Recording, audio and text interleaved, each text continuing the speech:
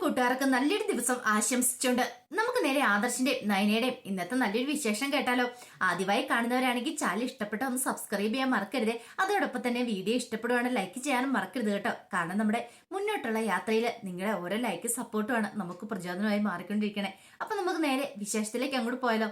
അങ്ങനെ ഇന്നത്തെ വിശേഷത്തില് നവ്യ രാവിലെ തന്നെ ഒരുങ്ങുവാണ്. ആ ഒരുക്കമൊക്കെ കണ്ടിട്ടാണ് അബി അങ്ങോട്ട് വരുന്നത്. അബിയെ കണ്ടത് നവ്യ ചോദിച്ചു, അല്ല നമുക്കൊന്ന് പുറത്തു പോയാലോ അബിന്ന് ചോദിക്കുക. ഇത് കേട്ട് കഴിഞ്ഞപ്പോഴത്തേനും അബി പറഞ്ഞു, എനിക്ക് സമയമില്ലെന്ന് പറയണം. അതെന്താ അബി നീ അങ്ങനെ പറഞ്ഞേ? ഇന്നലെ നീ പറഞ്ഞായിരുന്നല്ലോ എവിടെ വെള്ളം പോകാന്ന്, എപ്പോ വെള്ളം പോകാന്ന്. അതെ, എന്റെ അമ്മ വല്യമ്മ ആശുപത്രി കിടക്കണേ. വല്യമ്മ ആശുപത്രി കിടക്കണ സമയത്ത് ഞാൻ കറങ്ങാൻ പോകാനേ. നല്ല കഥയെ മരണത്തോട് മല്ലടിക്കുന്നല്ലേ. എന്റെ വല്യമ്മയ്ക്ക് ഇങ്ങനെയൊക്കെ സംഭവിച്ചു കഴിഞ്ഞപ്പോ എനിക്ക് അതിനകത്ത് വേദനയുണ്ട്. ആ സമയത്താണോ നീ കറങ്ങാൻ വിളിക്കണെന്ന് ചോദിക്കാം. അതിന് അബി ഞാൻ വേറൊന്നും പറഞ്ഞില്ലല്ലോ, ഒന്ന് പുറത്തു പോകാന്നല്ലേ പറഞ്ഞുള്ളൂ. നീ കൂടുതലൊന്നും പറയണ്ട, നിന്റെ അനിയത്തി കാരണം ഇങ്ങനത്തെ എല്ലാം സംഭവിച്ചിരിക്കുന്നേ.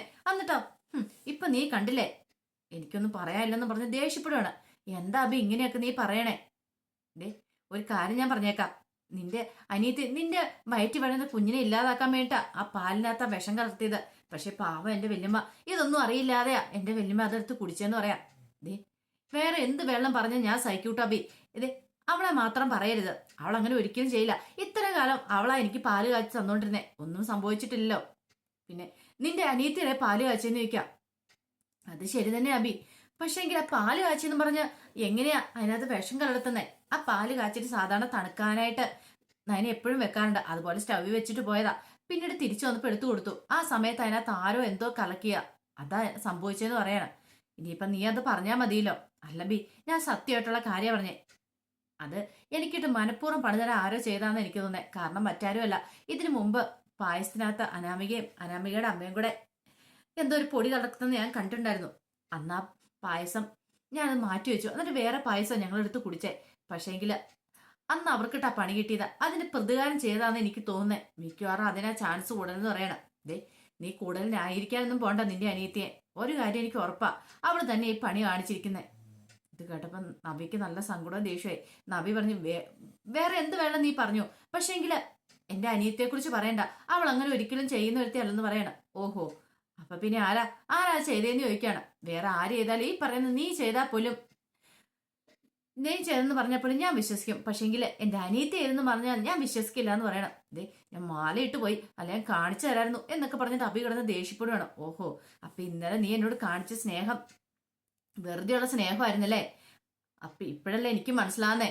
കാരണം ഇന്നലെ ഒറ്റ ദിവസത്തെ സ്നേഹം മാത്രം ഉണ്ടായിരുന്നുള്ളത്. ഇതൊക്കെ കണ്ടു കഴിയുമ്പോൾ എനിക്ക് തോന്നുന്നു ഒരു കാര്യം എന്താണെന്നറിയോ, നിനക്ക് വ്യക്തമായിട്ട് അറിയായിരുന്നു എന്റെ വയറ്റിൽ കിടക്കുന്ന കുഞ്ഞു പോകുന്നൊക്കെ. അപ്പൊ അതുകൊണ്ട് നീ എന്നോട് സ്നേഹപ്രകടനങ്ങൾ നടത്തിയല്ലടാ. ആ പാല് ഞാൻ കുടിക്കുമെന്ന് വിചാരിച്ചിട്ടല്ലടാ നീ എന്നോട് സ്നേഹം കാണിച്ചെന്ന് ചോദിക്കാം. വെറുതെ അനാവശ്യം പറഞ്ഞാണ്ടല്ലോ, ഗർഭിണിയാൻ നോക്കത്തില്ല, ഒരെണ്ണം അങ്ങ് ഇട്ട് തരുമെന്ന് പറയാണ്. അതോടുകൂടിയിട്ട് നീ നിന്റെ വയറ്റിൽ കിടക്കുന്ന കുഞ്ഞു അങ്ങോട്ട് പോകുന്നു പറയണം. ഓഹോ, അപ്പൊ അതാണ് കാര്യല്ലേ? ഇത് കേട്ട് കഴിഞ്ഞപ്പോഴത്തേനും നബിക്ക് നല്ലതായിട്ട് ദേഷ്യം അരച്ചു കയറി. പെട്ടെന്ന് അബി അങ്ങോട്ട് ഇറങ്ങി അങ്ങോട്ട് പോവാണ്. നബിക്ക് സഹിക്കാൻ പറ്റിയില്ല. കാരണം ഇത്രയൊക്കെ ആയിട്ടും ഇവനെതിരായിട്ടും പഠിച്ചില്ലോ, വീണ്ടും വീണ്ടും അവൻ തന്നെ കുറ്റപ്പെടുത്തിക്കൊണ്ടിരിക്കുകയുള്ളോ എന്നൊരു ചിന്തയുണ്ടായിരുന്നപ്പം നബിക്ക് വല്ലാത്ത വിഷമം വന്നു. പിന്നീട് അബി നേരെ താഴേക്ക് ചെല്ലുവാണ്. താഴേക്ക് ചെന്ന് കഴിഞ്ഞപ്പോൾ ജലജ അവിടെ ഇരിക്കുന്നുണ്ടായിരുന്നു. എന്റെ അമ്മേ, എന്തൊക്കെ ചെയ്യാൻ നോക്കിയിട്ടും കണ്ടില്ലേ, അവൾ ഇപ്പോഴും നല്ല ജീവനോടെ ഇരിക്കുന്നേ. അവള് മാത്രമല്ല, അവളുടെ വയറ്റിൽ കിടക്കുന്ന അസുര വിത്തും എങ്ങനെ ഇല്ലാതാക്കാൻ നോക്കി കഴിയുമ്പോഴത്തേനും വീണ്ടും വീണ്ടും അവരിങ്ങനെ ഓരോ ദിവസം വളർന്നുകൊണ്ടിരിക്കുകയുള്ളൂ എന്ന് പറയാണ്. ജലജ പറഞ്ഞു, എന്തൊക്കെ പറഞ്ഞിട്ടും കാര്യമില്ല, നമ്മൾ നോക്കി. പിന്നെ ഇപ്പാണ്ട് രേവതി അനാമിക നോക്കി, എന്തേലും പറ്റിയോ? അവൾക്ക് ആയുസ് ഇങ്ങനെ ദൈവം കൊടുത്തിരിക്കുമല്ലേ, അതുകൊണ്ടാന്ന് പറയണേ. അല്ലെങ്കിൽ ഇപ്പൊ ആ ഐസിയിൽ കിടക്കേണ്ട ആൾ അവളാ. അവളുടെ വയറ്റിൽ കിടക്കുന്ന കുഞ്ചും പോയിട്ട് ഇനിയിപ്പൊ അതിനെക്കുറിച്ചൊന്നും പറഞ്ഞിട്ട് കാര്യമില്ലടാ മോനെ, വേറെ എന്തെങ്കിലും നോക്കിയിട്ട കാര്യമുള്ളെന്ന് പറയണം. അപ്പോഴേക്കാണ് അങ്ങോട്ടേക്ക് ഗോവിന്ദൻ വരുന്നത്. കയ്യിൽ കുറച്ച് പലഹാരങ്ങളൊക്കെ ആയിട്ടാ വരുന്നേ. ഗോവിന്ദനെ കണ്ടപ്പോഴത്തേനും അഭി പറഞ്ഞേ അടുത്തയാള് വരുന്നുണ്ടെന്ന് പറയാണ്. അങ്ങനെ ഗോവിന്ദൻ ഭയങ്കര സന്തോഷത്തോട് ഇട്ടാ അങ്ങോട്ടേക്ക് വരുന്നേ. ജലജ ചോദിച്ചു, എന്താ നിങ്ങൾ എന്തിനാ ഇങ്ങോട്ട് വന്നേന്ന് ചോദിക്കാം. അത് പിന്നെ നബിമോൾക്ക് കുറച്ച് പലഹാരങ്ങളൊക്കെ ഉണ്ടാക്കിയിട്ടുണ്ടായിരുന്നു, അതുകൊണ്ട് തരാൻ വന്നോ. ഓ, പലഹാരങ്ങളും കൊണ്ട് വന്നായിരിക്കില്ലേ? ഇനി ഇതിനകത്ത് എന്ത് വിഷം ചേർത്തിരിക്കുന്ന പോലും. അല്ലെങ്കിൽ തന്നെ നിങ്ങളുടെ മകള് കാരണം ഇവിടെ എല്ലാരും പെട്ടിരിക്കുക. പലഹാരം ഉണ്ടാക്കിക്കൊണ്ട് വന്നിരിക്കുന്നു പോലും. ഏട്ടത്തി ആശുപത്രിയില്ല, അത് അറിഞ്ഞായിരുന്ന പോലും. ഹോസ്പിറ്റലിൽ കയറിയിട്ടാ വരുന്നത്. ഓഹോ, അതൊക്കെ അറിഞ്ഞിട്ടാ ഇങ്ങോട്ട് വരുന്നില്ലേ? അപ്പൊ ഇനിയിപ്പോ വേറെ ആരോ ഇവിടെ തളർത്തി കിടത്താൻ ഉദ്ദേശിച്ചിട്ടുണ്ട്. എന്നെ എന്റെ മകനെയൊക്കെ ആയിരിക്കും അല്ലേന്ന് ചോദിക്കാം. ഇതെന്താ ജലജ നീ ഇങ്ങനെയൊക്കെ പറയണേ? ഓ, ഒന്നും അറിയത്തില്ലാത്തൊരു പുണ്യാളം വന്നിരിക്കുന്നു. എല്ലാരും കൂടെ കൂടിയിട്ട് എന്റെ ഈ ഏടത്തിനെ അങ്ങ് തളർത്തി കിടത്തി. ഇപ്പൊ നിങ്ങൾക്ക് സമാധാനമായല്ലോ എന്ന് പറയണം. എനിക്ക് നല്ല ഉറപ്പുണ്ട് നിങ്ങളായിരിക്കും ചിലപ്പോൾ പറഞ്ഞ് നിങ്ങളുടെ മകളോട് അങ്ങനെയൊക്കെ ചെയ്യാനായിട്ട്. ഇത് ചെറിയ വെറുതെ കണ്ടിട്ടില്ലാത്ത കാര്യത്തെക്കുറിച്ച് പറയരുത്. എന്റെ മകൾ അങ്ങനെയൊന്നും ചെയ്യുന്ന പെൺകുട്ടിയല്ലെന്ന് പറയണം. പിന്നെ ചെയ്യില്ല. നാളെ അവളെ രൂപക്കൂട് പണിഞ്ഞ് അങ്ങോട്ട് ഇരുത്താം. ഒരു അച്ഛനും മക്കളും വന്നിരിക്കുന്നു. ദേ മറ്റവളുണ്ടല്ലോ അവളുടെ ചേച്ചി, അവളും കണക്കാ, എല്ലാം കണക്ക് തന്നെയാ. പക്ഷേങ്കില് ഇതിപ്പോ അനിയത്തി ചേച്ചിക്ക് മനഃപൂർവ്വം അതിനകത്ത് വിഷം കലർത്തി കൊടുക്കാൻ ശ്രമിച്ച, പക്ഷെങ്കിൽ അത് കുടിച്ചത് പാവ ഏട്ടത്തിയായി പോയെന്ന് പറയാ. ഒരു കാര്യം പറഞ്ഞേക്കാം, നിങ്ങളുടെ പലഹാരം വേണ്ട, ഒന്നും വേണ്ടെന്ന് പറയണം. എന്നിട്ട് പെട്ടെന്ന് അബിയുടെ അടുത്തേക്ക് എന്നിട്ട് ഗോന്നും പറഞ്ഞു, എന്താ മോനെ ഇങ്ങനെയൊക്കെ അമ്മ പറയണേ? മോനും അത് തന്നെ വിശ്വസിക്കുന്നുണ്ടോന്ന് ചോദിക്കാം. അതെ, വിശ്വസിക്കാതിരിക്കാൻ തരവൊന്നുമില്ല. കാരണം അങ്ങനത്തെ കാര്യങ്ങളൊക്കെ അല്ലേ അവിടെ നടന്നുകൊണ്ടിരിക്കുന്നത്. ഞാൻ അവളെ ഇന്ന് സ്നേഹിച്ചു വന്നായിരുന്നു. ആ സമയത്താ ഇങ്ങനെയൊക്കെ സംഭവിച്ചേ. അബിയുടെ മാറ്റം വല്ലാത്തൊരു അസ്വസ്ഥ ഗോവിന്ദനെ ഉണ്ടാക്കുവാണ്. പിന്നീട് അബി പറഞ്ഞു, ഉള്ള നേരത്തെ ഇവിടുന്ന് പോയിക്കോ, അതാ നല്ലതെന്ന് പറയണം. അപ്പോഴേക്കും നവ്യ അങ്ങോട്ട് വന്നു. നവ്യ എന്നിട്ട് അച്ഛനാ എന്താ അച്ഛാന്ന് ചോദിക്കണം. അല്ല പിന്നെ മോൾക്ക് കുറച്ച് പലഹാരങ്ങൾ അമ്മ ഉണ്ടാക്കിയിട്ടുണ്ടായിരുന്നു, അത് തരാൻ വേണ്ടി വന്നാന്ന് പറയണം. മേടിക്ക് മേടിച്ച് കഴിക്ക്, എന്നിട്ട് അനിയത്തെയും ചേർത്തിയും കൂടെ കഴിച്ചാൽ മതി, ഞങ്ങൾക്ക് ആർക്കും വേണ്ട. ഇനി അത് കഴിച്ചിട്ട് ഞങ്ങൾ അങ്ങ് മുകളിലേക്ക് പോകാനായിട്ടായിരിക്കും എന്ന് പറയണം. നബി പറഞ്ഞു, എന്റെ അച്ഛനും അമ്മയൊന്നും അങ്ങനെ ചെയ്യുന്നവരല്ല. എന്നിട്ടാണോ നിന്റെ അനിയത്തി നിനക്ക് പാലിനകത്ത് വിഷം കലക്കി തരാൻ നോക്കിയെന്ന് ചോദിക്കുകയാണ്. എന്റെ അനിയത്തി ഒരിക്കലും അങ്ങനെ ചെയ്യത്തൊന്നും ഇല്ലമ്മേ, എനിക്ക് നല്ല ഉറപ്പുണ്ട്. അത് വേറെ ആരോ ചെയ്തതാണ്. ആരാന്ന് അധികം വൈകാതെ തന്നെ തെളിവെന്ന് പറയണം. ഇത് കേട്ടതും അബിയും ജർജി ഒന്ന് പരസ്പരം നോക്കുവാണ്. പിന്നീട് നബി പറഞ്ഞു, അച്ഛൻ വരാൻ പറയണം. പിന്നെ എന്തൊരു സ്നേഹം പോലും, നാളെ കൊണ്ട് താൻ ഇങ്ങോട്ട് കയറി വരുമോ? ഇത്തരം പ്രശ്നങ്ങളൊക്കെ ഉണ്ടായി കഴിഞ്ഞപ്പോഴത്തേനും അബി പറഞ്ഞു, കുറച്ച് പലഹാരം ഒക്കെ ആയിട്ട് വന്നിരിക്കുന്നു, അതും കുറച്ച് ഉണക്ക പലഹാരം. എടോ, ഇങ്ങനത്തെ പലഹാരമൊക്കെ ആയിട്ട് വരുന്ന സമയത്ത് പെണ്ണിനെ കാണാൻ വന്നു കഴിയുമ്പോഴത്തേനും, മകളിനെ കാണാൻ വന്നു കഴിയുമ്പോഴത്തേനും കുറച്ച് സ്വർണവോ പണവോ അങ്ങനെ എന്തെങ്കിലുമൊക്കെ കൊണ്ടുവരണ്ടേന്ന് പറയണം. കോന്തന്റെ മുഖം അങ്ങോട്ട് മാറി. നബി പറഞ്ഞു, അതേടാ, നിനക്കിനി സ്വർണം പണം കൂടെ കൊണ്ടെത്തരാ, അതിന്റെ ഒരു കുഴപ്പം കൂടെ ഉള്ളൂ. എന്റെ അച്ഛാ, ഞാന് ഇവ മാറിയെന്ന് വിശ്വസിച്ചിരുന്ന ഞാൻ വെറും മണ്ടിയായി പോയി. അല്ലെങ്കിൽ കണ്ട ഒറ്റ രാത്രി കൊണ്ട് ഇങ്ങനെയൊക്കെ സംഭവിക്കുമെന്ന് ചോദിക്കുക. എന്റെ അമ്മേ, ഇനി ഇവിടെ നിൽക്കണ്ട, അമ്മ ഇങ്ങോട്ട് വാ, അച്ഛനും മോളും എന്താണല്ലോ പറഞ്ഞ് ആയിക്കോട്ടെ, ആ പലഹാരം ഒന്ന് രുചിച്ച് നോക്കാൻ പോലും പോയേക്കല്ലേ എന്നും പറഞ്ഞുകൊണ്ട് ചെറിയ കൈയും പിടിച്ച് അകത്തേക്ക് കയറിപ്പോവാണ്. ഗോവിന്ദന് ഭയങ്കര സങ്കടമായിപ്പോയി. ഗോവിന്ദൻ പറഞ്ഞു, അബിക്ക് നല്ല മാറ്റം ഉണ്ടെന്ന് ഞാൻ കരുതി, പക്ഷേ എങ്കിൽ എല്ലാ പ്രതീക്ഷകളും പോയല്ലോ മോളെന്ന് പറയണം. എന്ത് ചെയ്യാനാ അച്ഛാ, അച്ഛൻ അറിയാലോ അബിയുടെ സ്വഭാവം. ഞാനും ഭയങ്കര പ്രതീക്ഷയിലായിരുന്നു. പക്ഷെ ഇപ്പൊ എനിക്ക് നല്ല സംശയം തോന്നുന്നുണ്ട്, അബി ഒറ്റ ദിവസം എന്നെ സ്നേഹിച്ച് എന്റെ വയറ്റിൽ കിടക്കുന്ന കുഞ്ഞു പോകുന്ന ഓർത്തിട്ടായിരിക്കുമെന്ന്. അല്ല അത് മോളെ എന്ന് പറയാം. അങ്ങനെയൊക്കെ പറഞ്ഞു കഴിയുമ്പോഴത്തേനും പറഞ്ഞു, എനിക്ക് നല്ല സംശയം ഉണ്ട് അച്ഛാ, അച്ഛൻ ഉദ്ദേശിച്ച പോലെ തന്നെയാണ് എന്റെ സംശയം. കാരണം എന്റെ വയറ്റിൽ വരുന്ന കുഞ്ഞിനെ ഇല്ലാതാക്കാനായിട്ടാ. പക്ഷെ എനിക്ക് സങ്കടം അതല്ല. വീട്ടിലാണെങ്കിൽ അമ്മയും അച്ഛനും എല്ലാവരും വിശ്വസിച്ചുകൊണ്ടിരുന്നല്ലേ, ഞങ്ങൾ രണ്ടും നല്ല സ്നേഹത്തിലാണെങ്കിൽ അമ്മ ഭയങ്കര സന്തോഷത്തില്ല. പക്ഷെ ഇനി ഇതൊക്കെ അറിഞ്ഞു കഴിയുമ്പോഴോ അച്ഛൻ ഒരു കാരണവശാലും വീട്ടിൽ ചെന്ന് പറയരുത് കേട്ടോ ഇങ്ങനെയൊക്കെ സംഭവിച്ചെന്ന്. അമ്മയ്ക്കും നന്ദുവിനൊക്കെ നല്ല വിഷമമായിരിക്കും എന്ന് പറയാണ്. പിന്നെ അത് മാത്രമല്ല, ഇപ്പൊ നയനയുടെ അവസ്ഥ ഉണ്ടോ, നയനയുടെ ഒളിഞ്ഞും പാത്തു നോക്കിയിട്ട് പലരും ഇവിടെ കുറ്റപ്പെടുത്തുന്നുണ്ട്, നയന മനഃപൂർവ്വം വിഷം കലക്കി കൊടുത്താന്ന്. അതൊക്കെ അറിഞ്ഞു കഴിയുമ്പോഴത്തേന് ഈ പറയുന്ന അമ്മയ്ക്കാണെങ്കിലും നന്ദുവിനാണെങ്കിലും ഭയങ്കര വിഷമാവില്ലെന്ന് ചോദിക്കാം. ഇത് കേട്ടപ്പം ഗോവിന്ദൻ ചോദിച്ചു, അല്ല മോളെ, ആ പാലിനകത്ത് എങ്ങനെയാ വിഷം വന്നേ? അതറിയത്തില്ല. എല്ലാ ദിവസവും പാല് കാച്ചി തണുക്കാൻ വെക്കാറുണ്ട്, ആ സമയത്ത് ആരെങ്കിലും മനഃപൂർവ്വം ചെയ്തതായിരിക്കും വെച്ചാ. പക്ഷെ ഇനിയിപ്പം നമ്മൾ അതിനെക്കുറിച്ചൊന്നും പറഞ്ഞിട്ട് കാര്യമില്ല. ഒരിക്കലും അങ്ങനെ നയന ചെയ്യത്തില്ല. അത് എനിക്ക് തരാൻ വേണ്ടി കലക്കിയെന്നും പറഞ്ഞുകൊണ്ട് ഇവിടെ എല്ലാരും പറയുന്നത്, എന്റെ വയറ്റിൽ വരുന്ന കുഞ്ഞിനെ ഇല്ലാതാക്കാനായിട്ട്. പക്ഷെങ്കില് ഒരിക്കലും അവൾ അങ്ങനെ ചെയ്യില്ലെന്ന് എനിക്ക് പൂർണ്ണ ബോധ്യമുണ്ട്. എല്ലാരും കൂടെ അവളുടെ തലയെ കുറ്റം കെട്ടിവെച്ച് അവളെ എന്നെ ഈ വീട്ടിൽ നിന്ന് ഇറക്കി വിടാനായിട്ടാണ് ശ്രമിച്ചുകൊണ്ടിരിക്കുന്നത്. അത് മോളെ, നിനക്ക് ഇവിടെ എന്തെങ്കിലും ബുദ്ധിമുട്ടുണ്ടെന്ന് നീ പറ, നീ എന്റെ കൂടെ പോരാൻ പറയണം. ദേ ഒരാളെയും കൂടെ നോക്കിക്കൊണ്ടൊന്നോർത്ത് ഞങ്ങൾക്കൊന്നും സംഭവിക്കാനൊന്നും പോകുന്നില്ല. വേണ്ടച്ചാ, മാക്സിമം ഇവിടെ പിടിച്ചു വയ്ക്കും. എന്താ സംഭവിക്കുന്നത് നോക്കട്ടെ, അവസാനം നിമിഷം വരെ ഇവിടെ പിടിച്ചു വയ്ക്കും. പിന്നെ അതിനുശേഷം ഇവിടുന്ന് ഇറക്കി വിടുവാണെങ്കിൽ എന്ത് വേണം നമുക്കപ്പം തീരുമാനിക്കാം. എന്താണെങ്കിലും ഇപ്പം ഞാൻ അങ്ങോട്ട് വരാനായിട്ട് ഉദ്ദേശിച്ചിട്ടില്ല എന്ന് പറയണം. പിന്നീട് ഗോവിന്ദൻ ഭയങ്കര സങ്കടത്തോടു കൂടിയിട്ടാണ് അനന്തപുരിയിൽ നിന്ന് പോകുന്നത്. കാരണം വളരെ സന്തോഷത്തോടെ വന്നാണ്. പക്ഷെ എല്ലാം ഒരു നിമിഷം കൊണ്ട് തകർന്ന് തരിപ്പണമായിപ്പോയി. എന്തൊക്കെ പ്രതീക്ഷകളായിരുന്നു. മോനും ഒരുപാട് നല്ല സന്തോഷത്തിലാണ് ജീവിക്കുന്നത്. മക്കളെല്ലാവരും അങ്ങനെ സന്തോഷമായിട്ട് ജീവിക്കുന്നു. ഏതാ അച്ഛനും അമ്മയ്ക്ക് സന്തോഷം ഇല്ലായിരിക്കുന്നത്. അപ്പൊ ആ പ്രതീക്ഷകളെല്ലാം തകർന്നു പോയിരിക്കുന്നത്. ഈ സമയം ആദർശ് ജയന്റെ അരിയിലേക്ക് വരുവാണ്. അപ്പൊ ജയൻ പറഞ്ഞു, അതെ ഡോക്ടർ പറഞ്ഞു ഇനിയിപ്പോ വലിയ കുഴപ്പമൊന്നും ഇല്ലെന്നാ പറഞ്ഞേ. ഇത് കേട്ട് കഴിഞ്ഞപ്പോ ആദർശം, അത് ശരിയാ, വലിയ പ്രശ്നങ്ങളൊക്കെ ഇല്ല, എല്ലാ ക്രിട്ടിക്കൽ സ്റ്റേജ് ഒക്കെ തരണം ചെയ്തിട്ടുണ്ട്. പക്ഷേങ്കിൽ ബ്ലഡ് ഇനിയിപ്പം മാറ്റേണ്ട വന്നിട്ടുണ്ടെങ്കിൽ, ബ്ലഡ് കൊടുക്കേണ്ട വന്നിട്ടുണ്ടെങ്കിൽ 1-2 പേരെയും കൂടെ അന്വേഷിച്ച് നിർത്താനായിട്ട് പറഞ്ഞു പറയണം.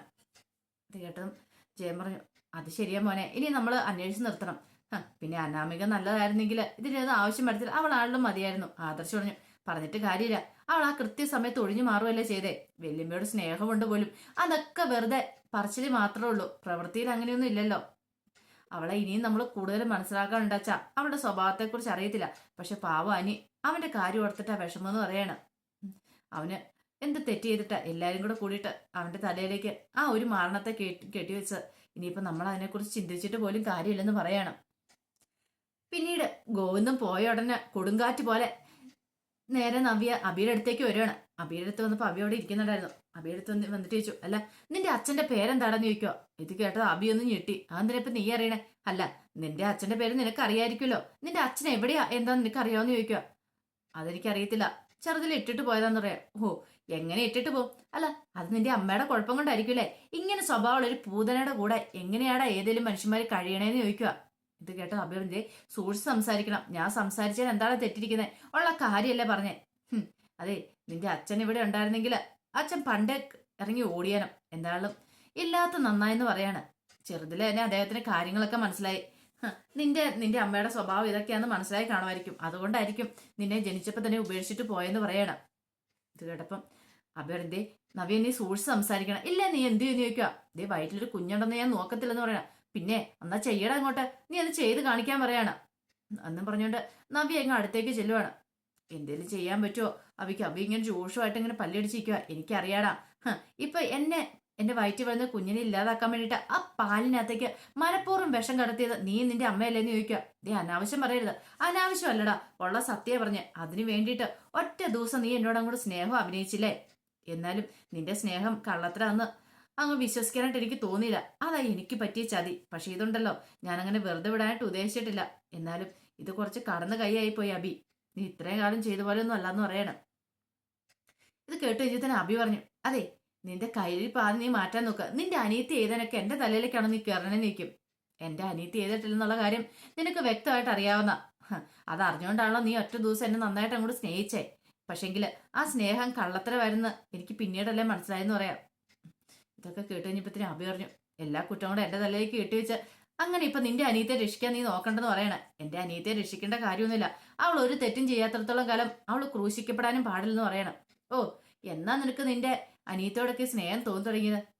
ഇത് കേട്ടപ്പം നവ്യ പറഞ്ഞു, എത്രയാന്ന് പറഞ്ഞാൽ അവൾ എന്റെ അനിയത്തി തന്നെയാ. പിന്നെ ഒരു ഉപകാരങ്ങൾ ചെയ്തു തന്നേക്കണം. എന്റെ വീട്ടുകാരുടെ മുന്നിൽ ഇന്ന് അച്ഛൻ വന്നപ്പോൾ കാര്യങ്ങളൊക്കെ അറിഞ്ഞു. പക്ഷെ അമ്മയുടെ മുന്നിലൊക്കെ നീ ഒന്ന് അഭിനയിച്ചേക്കണം. കാരണം നല്ല അഭിനയം കാഴ്ചവെച്ചല്ലേ നീ തമ്മിൽ ഇഷ്ടമാന്നുള്ളത്. ഇനി അവരെ വേദനിപ്പിക്കരുത് എന്ന് പറയണം. എന്നാ നിനക്ക് ഈ വീട്ടുകാരുടെ ഈ സ്നേഹമൊക്കെ ഉണ്ടായത്? ഇന്നലെ വരെ അവരെ തള്ളി പറഞ്ഞോളൂ, ഇന്നാള് കുറച്ചു ദിവസമായല്ലോ നിനക്ക് സ്നേഹം തുടങ്ങിയിട്ട്. പക്ഷെ നിന്റെ അനിയത്തിയോ അല്ലെങ്കിൽ മറ്റേ നന്ദു അങ്ങനെയല്ല. അവർ രണ്ടുപേരും ഇപ്പോഴും സ്നേഹിക്കുന്നുണ്ട്. പക്ഷെ നീയോ, നിനക്കാണ് അവരെ കണ്ണെടുത്താൽ കാണത്തില്ലായിരുന്നല്ലോ. പെട്ടെന്ന് എന്താന്ന് ചോദിക്കണം. അതറിയാലോ അബി നിനക്ക്. എനിക്ക് എന്റെ തെറ്റുകുറ്റങ്ങളൊക്കെ ബോധ്യപ്പെടാണ്ട് കുറെ കാലം താമസം വന്നു. പക്ഷെ നിന്റെ കല്യാണം കഴിച്ചോട് കൂടിയിട്ടാ എനിക്ക് അതൊക്കെ ബോധ്യപ്പെടുന്നതെന്ന് പറയണം. ഓഹോ, അങ്ങനെയല്ലേ? അതെ അങ്ങനെ തന്നെയാ. ഒരു കാര്യം ഞാൻ പറഞ്ഞേക്കാം, മേലാല് ഇനി എന്നോട് സ്നേഹം അഭിനയിച്ചുകൊണ്ട് വന്നാണ്ടല്ലോ, വന്നാ നീ എന്നാ ചെയ്യും? എനിക്കറിയാടാ, നീ ക്രൂരനാന്നറിയാം, നീ നീചനാന്നറിയാം, നീ ഇത്ര വൃത്തികെട്ട പരിപാടികളൊക്കെ കാണിക്കുന്നു എനിക്കറിയാന്ന് പറയണം. ദേ വലിയ മൂച്ചെടുത്താൽ നിന്റെ വയറ്റിൽ കിടന്ന കുഞ്ഞിനെ ഞാൻ കൊല്ലൂന്ന് പറയണം. ഇത് കേട്ട് കഴിഞ്ഞപ്പോഴത്തേനും നവ്യക്ക് ദേഷ്യം വന്നു. നവ്യ പെട്ടെന്ന് അടിക്കാൻ കൈ അങ്ങോട്ട് കാരണത്തിന്റെ അടുത്തേക്ക് അങ്ങോട്ട് കൊണ്ടു. ഒറ്റ എണ്ണങ്ങ് വെച്ച് തന്നാണ്ടെന്ന് പറഞ്ഞോണ്ട് അബിയുടെ അടുത്തേക്ക് നവ്യ ഒരു നിമിഷം ഒന്ന് ഞെട്ടിപ്പോയി. നവ്യ പറയല്ല, നവ്യ ചെയ്യുക തന്നെ ചെയ്യും. പിന്നെ നവ്യ കൈ അങ്ങോട്ട് താത്തുവാണ്. എടാ, നിന്നെ അടിച്ചിട്ടുണ്ടെങ്കിൽ എന്റെ കൈക്ക് പോലും അത്ര ഇതാ, കാരണം കൈ പോലും നാറിപ്പോവും. കാരണം നീ അത്രയ്ക്ക് നല്ല ഒരുത്തനാണല്ലോ. പിന്നെ ഞാൻ തല്ലുന്നില്ല, ഇപ്പം നിന്നെ ഞാൻ വെറുതെ വിട്ടേക്കോ. പോരാത്തിന് നീ ഒരു സ്വാമിയും കൂടെ ആണല്ലോ. സ്വാമിയായിട്ട് ചെയ്യാൻ പാടാത്ത പല കാര്യങ്ങളും നീ ചെയ്തിരിക്കുന്നത് എന്നൊക്കെ പറയണം.